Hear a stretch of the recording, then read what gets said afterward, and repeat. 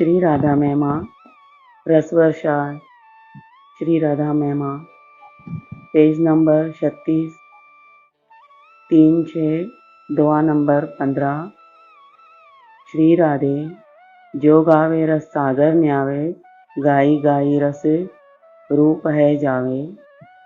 जो राधा नाम को गाता है और रस के सागर में स्नान करता है और गा गा करके रस का रूपी हो जाता है, उसका महारास में प्रवेश हो जाता है, प्रिया प्रीतम की रास लीला में प्रवेश हो। यह निकुंज में रास लखावे निरखी निरखी मगन है जावे। उसके हृदय रूपी निकुंज में रास का दर्शन होने लगता है, प्रिया प्रीतम की अंतरंग लीला का दर्शन हो, और वो देख देख करके अपने अंतःकरण में ठाकुर की दिव्य रास लीला को मग्न हो जाता है। सखी भावसों कुंज मिले तेई भव चिंतन छुटी जाई जई। ये दोबारा पढ़ो। सखी भावसों कुंज मिले जई तेई भव चिंतन छुटी जाई जई। सखी भाव से उसको निकुंज में प्रवेश मिलता है, ठाकुर के कुंजों में प्रवेश मिलता है और संसार का चिंतन छूट जाता है।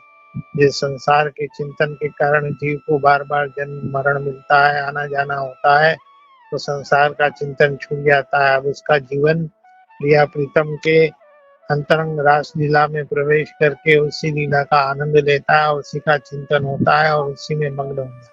सब सारन को सार श्री राधा हृदय राखी सुखदेव आराधा। सारे सारों का सार है श्री राधा, राधा नाम, राधा रूप, राधा लीला, राधा रास, सारे सारों का सार है। जगत का सार है श्री कृष्ण और श्री कृष्ण का सार है राधा। इसलिए श्री सुखदेव जी ने उसकी आराधना अपने अंतःकरण में रख करके की और भागवत में उसका उल्लेख नहीं किया, क्योंकि भागवत में इसलिए उल्लेख नहीं किया, राधा नाम लेते ही सुखदेव जी को समाधि लग जाती थी। अगर उनको समाधि लग जाती तो परीक्षित को जो 7 दिन में भागवत सुनानी थी वो संभव नहीं हो पाता। इसलिए श्री सुखदेव जी ने सार में सार समझ करके उसको अपने अंतःकरण में गोपनीय ही रखा। इसलिए कहते हैं भागवत जी में राधा नाम नहीं आया है, लेकिन है सारी रास की चर्चा राधा जी की ही चर्चा।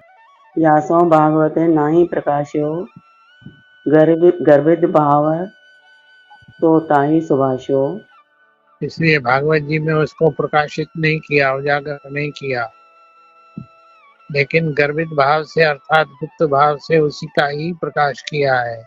स्पष्ट रूप से राधा नाम श्रीमद् भागवत में नहीं आया है। कितने लोग इसलिए शंका करते हैं कि प्रसिद्ध इतना बड़ा महापुराण कहलाता है, उसमें राधा नाम नहीं है, इसका मतलब राधा जी काल्पनिक है। लेकिन जिन महापुरुषों ने रास में प्रवेश करके उनकी लीलाओं का अनुभव किया है, वे तो कहते हैं राधा जी ही वृंदावनेश्वरी और आह्लादनी और श्री कृष्ण का आधार स्वरूप है।